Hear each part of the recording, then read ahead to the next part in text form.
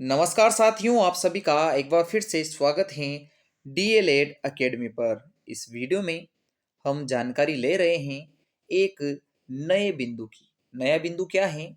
हमारा नया बिंदु है राजस्थान के मान्यता प्राप्त निजी विद्यालयों में निःशुल्क प्रवेश। इसी बिंदु के जस्ट बाद हम आरटीई रूल 2011 पढ़ेंगे।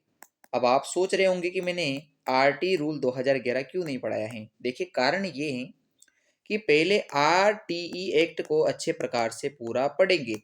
अब आरटी एक्ट में धारा 12 को अलग से बिंदु बनाकर दिया हुआ है इस नाम से। तो फिर पहले हमारी जिम्मेदारी ये है कि जो हम पढ़ चुके हैं उसी को पूरा अच्छे से कवर करें, और अगर इस बिंदु से एक सिंगल प्रश्न भी आना है तो वो गलत ना हो। वैसे भी मैंने पूरी कोशिश की है कि आरटी एक्ट 2009 जो आपको पढ़ाया है उसमें सारी चीज़ें एक जगह आपको मैं बता दूं। और उसके बाद अगर ये बिंदु अलग से हैं तो पहले इसको भी अच्छे से पढ़ना होगा, क्योंकि इसको अलग से दिया हुआ है धारा 12 के हिसाब से। तो इसको पढ़ेंगे। फिर इसके बाद आरटी रूल 2011 पढ़ने के बाद शैक्षिक परिदृश्य का 80% कार्य समाप्त हो जाएगा। फिर केवल राजस्थान में प्रबंधन और महत्वपूर्ण जो संस्थाएं हैं वो हमें आरटी रूल 2011 के बाद पढ़नी है, जिससे हमारा जो शैक्षिक परिदृश्य है वो समाप्त हो जाएगा। क्योंकि हमने नई शिक्षा नीति पढ़ ली है, हमने शैक्षिक नवाचार पढ़ लिए हैं, और आरटी एक्ट 2009 पढ़ लिया है, और इसके अलावा इस वीडियो में आप धारा 12 पढ़ रहे हैं। तो इस प्रकार से हमारी एक योजना है। साथ ही में अंग्रेजी शिक्षण विधियां जो है हमने आपके लिए शुरू कर दी हैं, तो वो भी आप पढ़ते रहिए। और जैसे जैसे वो हम कवर करते जाएंगे उसके आगे जो एमसीक्यू वगैरह है वो भी हम आपको करा देंगे। तो रीट मेंस 2023 में इस धारा 12 के जो प्रश्न आए हुए हैं उनको देखकर आगे वीडियो शुरू करते हैं। पहला प्रश्न रीट मेंस लेवल 2 हिंदी में पूछा गया था कि अगर अनुसूचित जाति वर्ग के लिए आरक्षित सीटों के लिए समुचित मात्रा में आवेदन प्राप्त न हो तो उन्हें वर्ग से भरा जा सकता है। अर्थ ये कहना है इसका कि जो एससी कम्युनिटी की, एससी वर्ग की जो सीटें हैं, अगर उसमें आवेदन पर्याप्त मात्रा में ना आए, पर्याप्त संख्या में ना आए, तो फिर इन सीटों को किससे भरेंगे? तो इनके लिए एक विकल्प है एसटी की सीटें, बोले तो अनुसूचित जनजाति की सीटें। अगर इस प्रश्न को रिवर्स भी कर दिया जाए तो भी यही आएगा कि अगर अनुसूचित जनजाति की जो सीटें हैं उन पर आवेदन पर्याप्त नहीं है तो फिर उनको अनुसूचित जनजाति के स्थान पे जाति से भरेंगे, या जाति वाला आ जाए तो जनजाति से भरेंगे। तो अनुसूचित जाति एससी की जो सीटें हैं उनको अनुसूचित जनजाति एसटी से भर सकते हैं। ये आपका उत्तर इसका होगा। अब इसी हिंदी वाले L2 के पेपर में शैक्षिक परिदृश्य में एक और प्रश्न इस धारा 12 से पूछा गया था। प्रश्न क्या था? प्रश्न ये था कि जो 25% सीटें आरक्षित होती हैं निजी विद्यालयों में, उनमें से कितनी सीटें अनुसूचित जाति, बोले तो एससी, और अनुसूचित जनजाति एसटी को छोड़ दें तो फिर असुविधाग्रस्त बच्चों के लिए होती हैं। तो एससी और एसटी कम्युनिटी की जो सीटें हैं 25% आरक्षित वाली सीटों में अगर उनको हम छोड़ दें तो फिर जो असुविधाग्रस्त वर्ग के बच्चे हैं उनको कितनी मिलेगी? अब आपको पहले तो मैं एक चीज क्लियर कर दूं, असुविधाग्रस्त समूह में से ही एससी और एसटी की सीटों को डिवाइड किया जाता है। तो आपको 3 तरीके की सीटें याद रखनी है कि एक तो अनुसूचित जाति की कितनी सीटें हैं 25% में से, जनजाति की कितनी हैं, और उनके अलावा कितनी हैं। तो टोटल मिला के 25 हैं।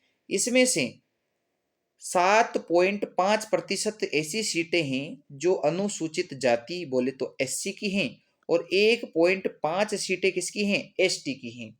तो अगर हम एससी और एसटी का टोटल कर दें तो 9% सीटें एससी और एसटी दोनों को मिलती हैं। इनके अलावा जो 16% सीटें बची हुई हैं 25 में से घटाने के बाद, वो असुविधाग्रस्त अन्य वंचित वर्गों के लिए हैं।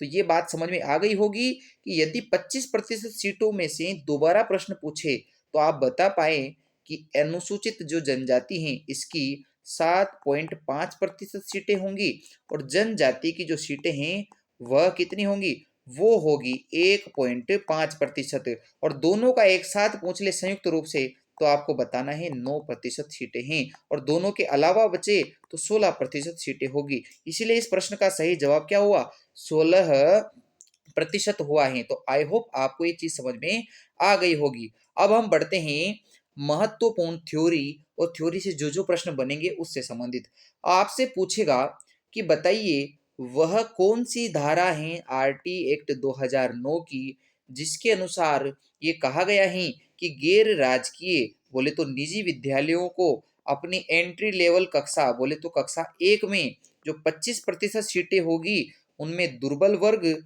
और असुविधाग्रस्त समूह के बालक बालिकाओं को प्रवेश देकर कक्षा 8 तक बोले तो प्रारंभिक शिक्षा पूर्ण होने तक निशुल्क शिक्षा उपलब्ध करवानी है।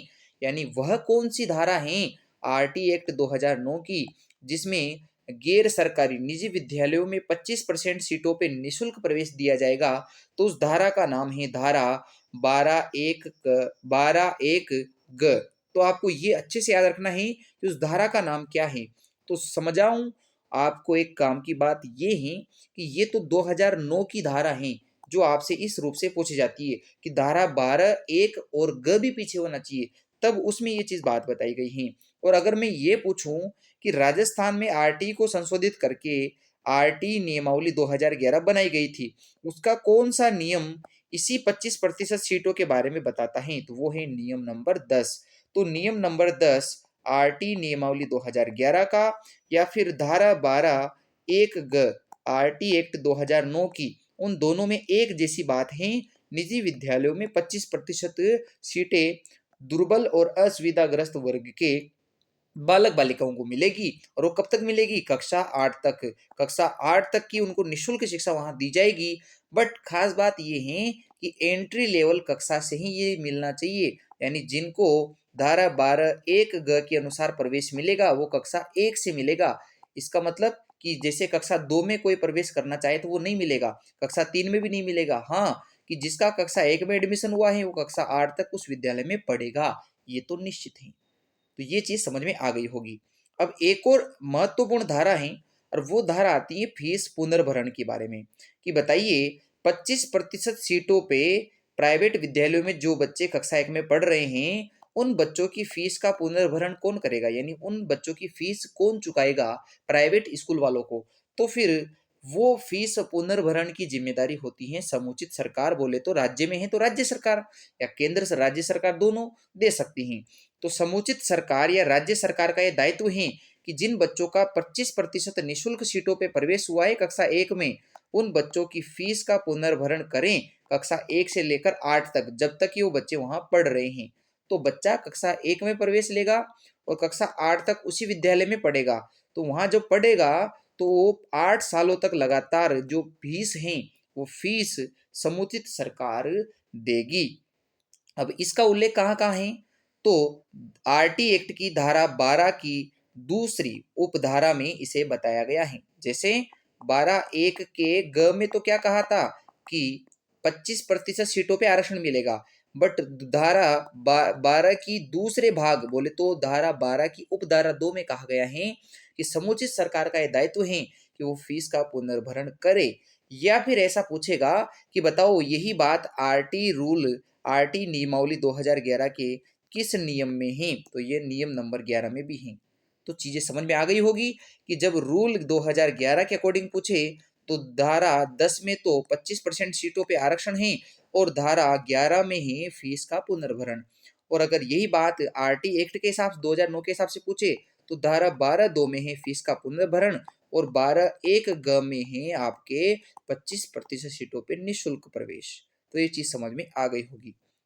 यदि आपसे पूछे कि आरटी एक्ट 2009 के अनुसार धारा 12 में एंट्री लेवल कक्षा की बात कही गई है, वो एंट्री लेवल कक्षा कौन सी होती है, तो अभी मैंने आपको ऊपर बताया था कि एंट्री लेवल कक्षा का मतलब आपको कक्षा 1 से लेना है कि कक्षा 1 से ही आरटीई के तहत निःशुल्क प्रवेश दिया जाता है। जैसे अब मैं एक चीज समझा दूं कि बच्चों को प्री स्कूल एजुकेशन तो मिलती है प्राइवेट में। जैसे मान लो कि कोई बालक 3 साल का हो चुका है तो प्रेप, एलकेजी और यूकेजी पढ़ता है। तो जब वो एलकेजी यूकेजी नर्सरी वगैरह पढ़ रहा है तो नर्सरी एलकेजी यूकेजी पढ़ने का पैसा तो माता पिता को ही देना है जेब से। पर जैसे ही बच्चा कक्षा 1 में आरटीई के तहत प्रवेश ले लेगा तो कक्षा 1 से उसकी फीस सरकार देगी, अब माता पिता को नहीं देनी है। तो एंट्री लेवल कक्षा को कहते हैं कक्षा 1। ये आरटी एक्ट 2009 की धारा 12 2012-13 से प्रभावी हुई है। यानी सत्र 2012-13 से इस निशुल्क 25% सीटों का जो है प्रारंभ किया गया। 2013-14 से इनकी ऑनलाइन प्रक्रिया भी आवेदन के तहत शुरू हुई और 2014-15 से लॉटरी व्यवस्था, यानी लॉटरी के माध्यम से जो बच्चे आवेदन करते हैं उनको प्रवेश दिया जाता है। तो वापस शुरू करते हैं। एंट्री लेवल कक्षा कक्षा 1 को कहते हैं। ये शुरुआत कब से हुई? सत्र 2012-13 से। तो किसकी? वो कक्षा 1 में एडमिशन देने की। और ऑनलाइन प्रक्रिया कब शुरू हुई? अगले सत्र 2013-14 से।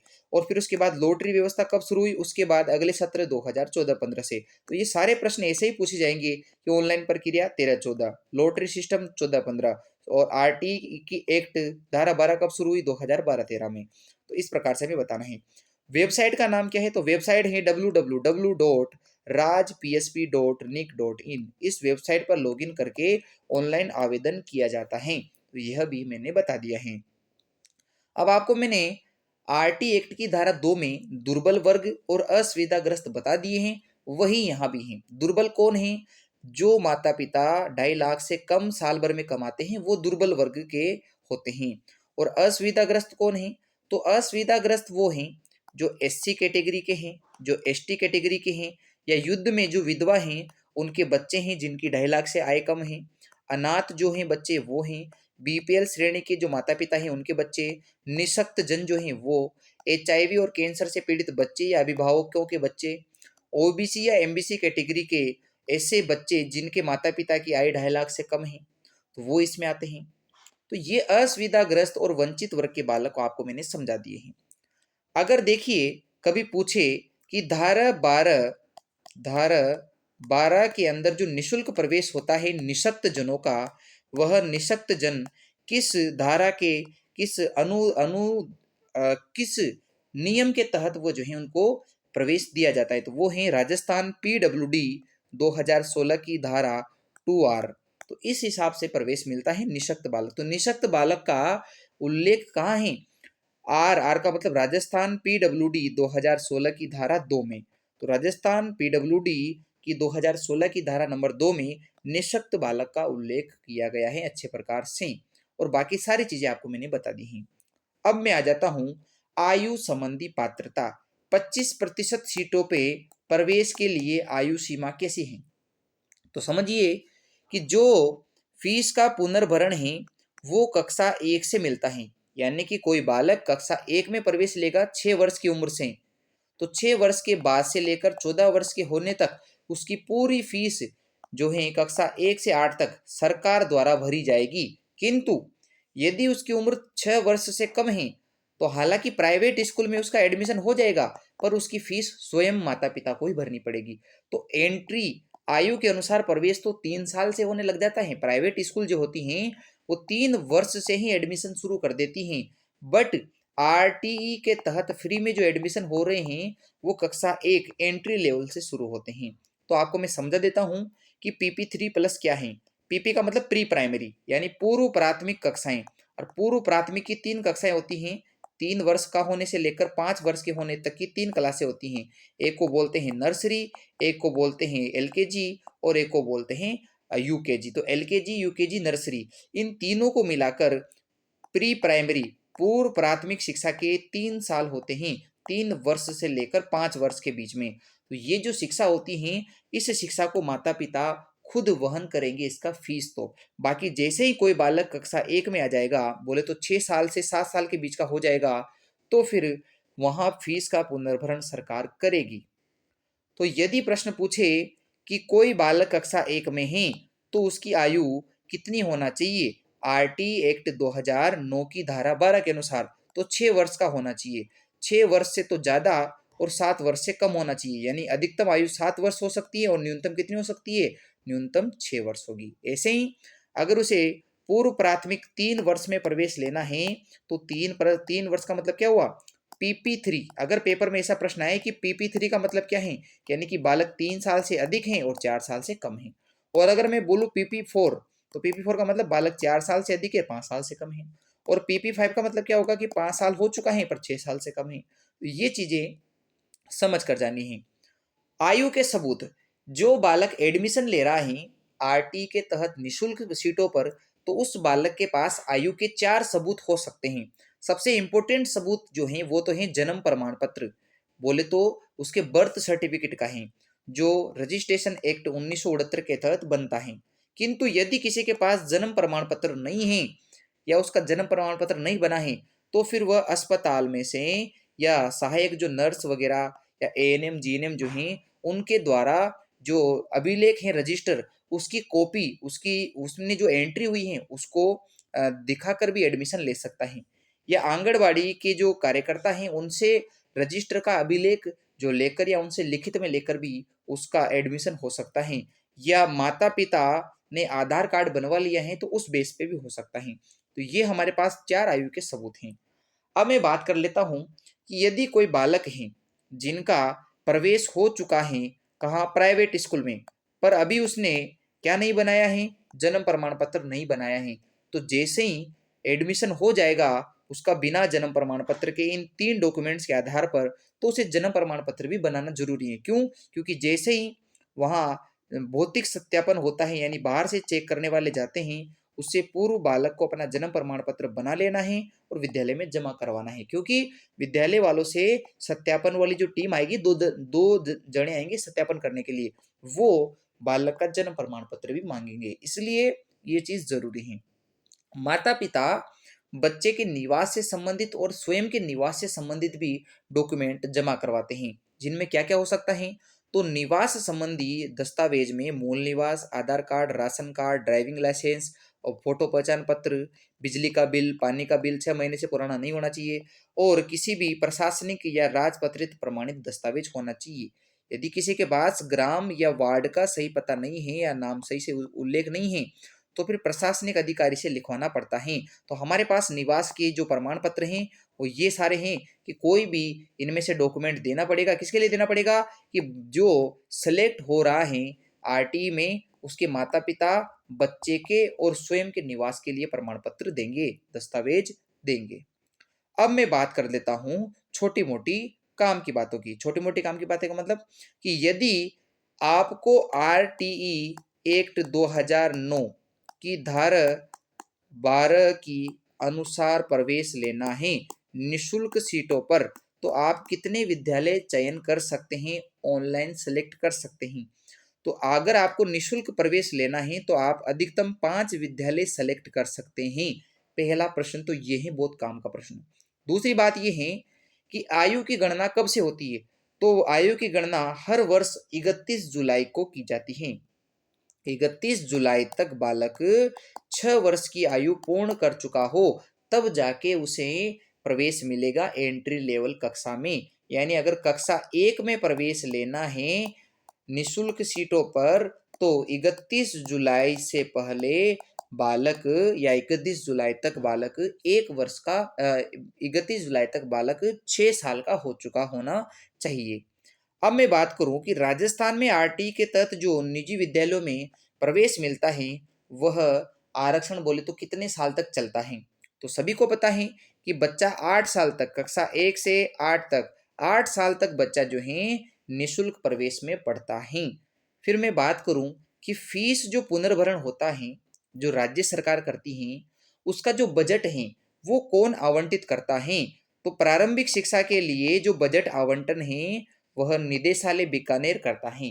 तो प्रारंभिक शिक्षा का जो निदेशालय है बीकानेर में, वो बीकानेर वाला निदेशालय बजट आवंटित करता है फीस के पुनर्भरण के लिए।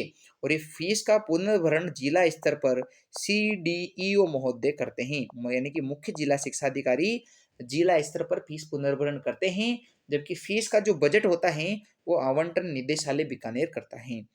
अब मैं अंतिम छोटी छोटी बातें कर लेता हूं, जैसे कि अगर जो भौतिक सत्यापन फिजिकल वेरिफिकेशन के लिए जो टीम आती है बाहर से प्राइवेट स्कूल में चेक करने के लिए, वो क्या क्या चीजें करती हैं। तो पहली बात तो ये है कि जो फिजिकल वेरिफिकेशन की टीम बनती है उसे डीओ हेडक्वार्टर बोले तो जिला शिक्षा अधिकारी के मुख्यालय से बोले तो मुख्य जिला शिक्षा अधिकारी के माध्यम से बनाया जाता है। तो भौतिक सत्यापन की टीम को मुख्य जिला शिक्षा अधिकारी मंजूरी देता है। इसमें 2 सदस्य होते हैं। एक सदस्य तो होता है किसी भी सरकारी विद्यालय का व्याख्याता या फिर प्रधानाचार्य, और दूसरा जो शिक्षक होता है वो या तो सेकंड ग्रेड टीचर होता है या थर्ड ग्रेड टीचर हो सकता है। तो 2 सदस्यों की टीम होती है, एक गजेटेड ऑफिसर होता है और एक सामान्य शिक्षक होता है। और ये बात मैं करूं कि वो 2 सदस्य दल कितने स्कूलों को चेक कर सकते हैं, तो 2 सदस्यों की जो भौतिक सत्यापन की टीम बनती है वो अधिकतम 3 विद्यालयों को चेक कर सकते हैं। और ये जो फीस पुनर्भरण होती है वो सीडीओ के माध्यम से डीओ हेडक्वार्टर से ही की जाती है। तो ये भी आपको मैंने पहले बता दिया है। अब जैसे ही वो टीम स्कूल में पहुंचती है फिजिकल वेरिफिकेशन के लिए प्राइवेट स्कूल में, तो क्या क्या चेक करती हैं? सबसे पहले तो विद्यालय की स्थिति चेक करती हैं कि ये विद्यालय किस प्रकार का है, यहाँ कितने बच्चों का एडमिशन है क्या नहीं है, सारी चीजें चेक होगी सामान्य। तो फिर देखी जाएगी एंट्री लेवल कक्षा में निशुल्क प्रवेश की जांच, यानी कक्षा 1 के लिए जिन बच्चों का निशुल्क आवेदन आया था उनकी जांच करेगी, क्या वास्तविक रूप से वो जिन बच्चों को लिया गया है वो इस एंट्री कक्षा लेवल 1 में आने के लिए, कक्षा 1 में आने के लिए वास्तविक रूप से है या नहीं है, उनकी स्थिति ऐसी है या नहीं है, वो चेक होता है।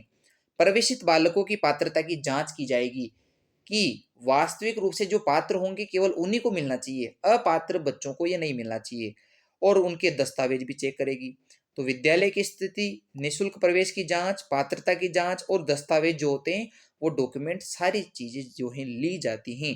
और फिर इन सभी चीजों को इकट्ठा करके डीओ ऑफिस बोले तो सीडीओ के पास भेजा जाता है। और सीडीओ महोदय जो हैं फिर अगर उनकी जांच में कोई चीज गलत नहीं पाई जाती तो प्राइवेट स्कूल के जो बच्चे जिनको एडमिशन मिला है उनकी फीस पुनर्भरण प्राइवेट स्कूलों को की जाती है। तो ये आरटी एक्ट की धारा 12 कंप्लीट होती हैं। कुछ महत्वपूर्ण तथ्य आपको मैं बता देता हूँ, जैसे कि एक बार किसी बच्चे ने किसी स्कूल में आरटी के तहत प्रवेश ले लिया है तो फिर वो दोबारा किसी दूसरे स्कूल के लिए आवेदन नहीं कर पाएगा। अनाथ और जो दिव्यांग बालक होते हैं उनको लॉटरी जो सिस्टम होता है उसमें वरीयता मिलती है, यानी उनको प्राथमिकता दी जाती है। ऑनलाइन जो आवेदन होंगे उनका निर्धारण सॉफ्टवेयर के माध्यम से रैंडम तरीके से होगा। रैंडम का मतलब कि किसी को नहीं पता कि क्या आने वाला है, और यह रैंडम तरीका एनआईसी द्वारा अपनाया गया है। एनआईसी का मतलब नेशनल इंफॉर्मेटिक्स सेंटर, राष्ट्रीय सूचना केंद्र। तो राष्ट्रीय सूचना केंद्र एनआईसी द्वारा ऐसा सॉफ्टवेयर डेवलप किया गया है कि जो ऑनलाइन आवेदन आते हैं उनमें से रैंडम तरीके से चूज किया जाता है। फिर अगला है कि जो अल्पसंख्यक विद्यालय होते हैं उन विद्यालयों में आरटीई के तहत उनको जो निशुल्क प्रवेश है उसे बाहर रखा जाएगा। तो जो हमारे विद्यालय ऐसे हो जो अल्पसंख्यक श्रेणी में आते हैं तो उन विद्यालयों में धारा 12 के तहत प्रवेश नहीं होता है, निशुल्क प्रवेश मना है। पर ऐसे विद्यालय जो प्राइवेट हो, मतलब निजी तो हैं पर उनका अनुदान किसी बाहरी मतलब राज्य के बाहर से आ रहा है, यानी कि पूर्ण रूप से बाहरी अनुदान पर, यानी कि जो पैसे सरकार से नहीं ले रहे हैं, बिना किसी अनुदान के बाहर से पैसे लेकर काम करके अपना विद्यालय संचालित कर रहे हैं, तो बाहरी अनुदान से जो विद्यालय चल रहा है उनमें विद्यालयों में आरटी की धारा 12 के अनुसार निशुल्क प्रवेश तो होता है, किंतु सरकार इन विद्यालयों में फीस पुनर्भरण नहीं करती है। ये कोई जिम्मेदारी नहीं है। क्यों? क्योंकि उनको अनुदान पहले से मिल चुका है। तो निशुल्क प्रवेश तो होगा उनमें बच्चों का, परंतु इनमें सरकार पैसे नहीं देती है इनको। लास्ट बात ये है, प्रतिपूर्ति साल में 2 बार होगी, विद्यालय को दी जाएगी। विद्यालय को प्रतिपूर्ति कितनी बार दी जाती है? 2 बार। अब आपको मैं आरटी का जब नियम कल पढ़ाऊंगा, अगला आरटी नियम 2011, तब समझाऊंगा कि ये प्रतिपूर्ति क्या है, ये प्रतिपूर्ति कैसी की जाती है विद्यालय को और कितनी बार की जाती है। तो ये बात है। और ये प्रश्न लेवल 2 विज्ञान में रिट मेंस में 2023 में पूछा गया था। तो इसलिए ये भी इंपॉर्टेंट है कि प्रतिपूर्ति कितनी बार होती है? 2 बार होती है। किसको होती है? विद्यालय को। ये चीज हो चुकी है। तो आई होप आपको ये धारा 12 जो पढ़ाई है मैंने, ये समझ में आ गई होगी। और इसके जो नोट्स हैं आपको निशुल्क मिल जाएंगे। कहाँ मिलेंगे? आपको हमारे टेलीग्राम चैनल पे मिलेंगे, जिसका लिंक आपको यहाँ मैंने डिस्क्रिप्शन बॉक्स में दे रखा है।